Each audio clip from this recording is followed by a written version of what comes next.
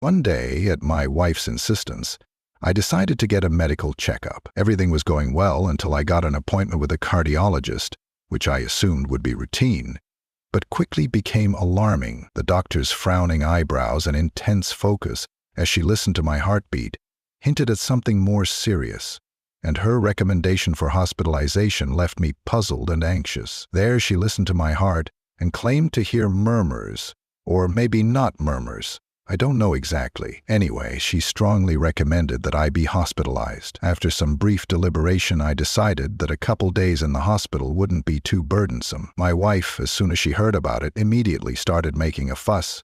She even prepared everything I needed for me. I took a sick leave and went to the hospital for Monday. Nadia, my wife, was very emotional, even cried. She is very sensitive when it comes to me. She packed me boxes of food, carefully arranging my favorite snacks and meals, as if I was not going to a well-prepared hospital, but to some remote and barren place. Her eyes filled with unshed tears, and her hands trembled slightly as she double-checked everything.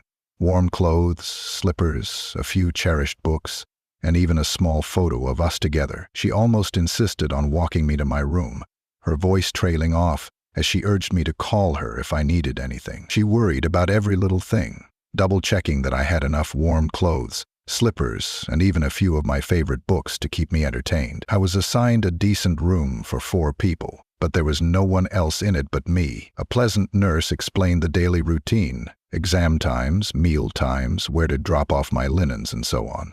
She looked no more than 30, had big blue eyes, and an impressive figure. For the next 2 days, I watched her running tirelessly around the ward, helping everyone. She brought fresh water to an infirm elderly man who could barely reach his glass, adjusted the pillows of a woman recovering from surgery, and took a few minutes to calm a small child who was frightened by the IV. And her ability to juggle tasks, smile warmly, and speak encouragingly to each patient genuinely impressed me. She was a very pleasant young woman, and often heard her soft voice in the hallway. She would reassure patients, make jokes to lighten the mood, and comfort those who seemed upset. She also often came to check on me, asking how I was feeling, and even bringing me crossword puzzles to keep me from getting bored. I never got a roommate, so I spent most of my time in boring exams, taking tests, and trying to interpret vague statements from doctors. I felt like I was here unnecessarily.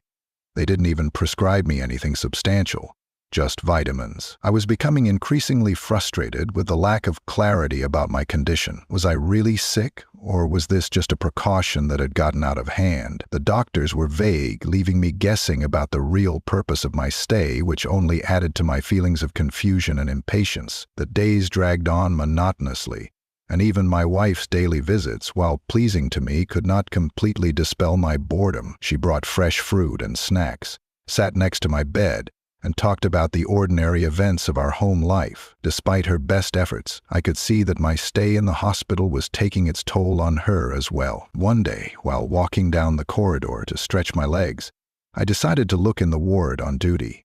It seemed like a good idea, as the staff must have been bored sitting around doing nothing. On duty were my nurse and another older nurse with a stern look on her face. The younger nurse offered to walk me back to my room, which intrigued me. Once we were in, she closed the door and pulled a deck of cards out of her pocket, offering to play a game. We sat down to play, but it quickly became clear that this wasn't what she had come for. After one round, she unbuttoned her robe, citing that it was too warm, and revealed a skirt and tight t-shirt underneath. Following my gaze, she smiled slyly. Her demeanor changed slightly, her usual cheerfulness replaced by something more deliberate and tense. I instantly realized what was happening and kissed her. We never went to bed that night. We talked and laughed quietly, talking about our work and my life outside the hospital.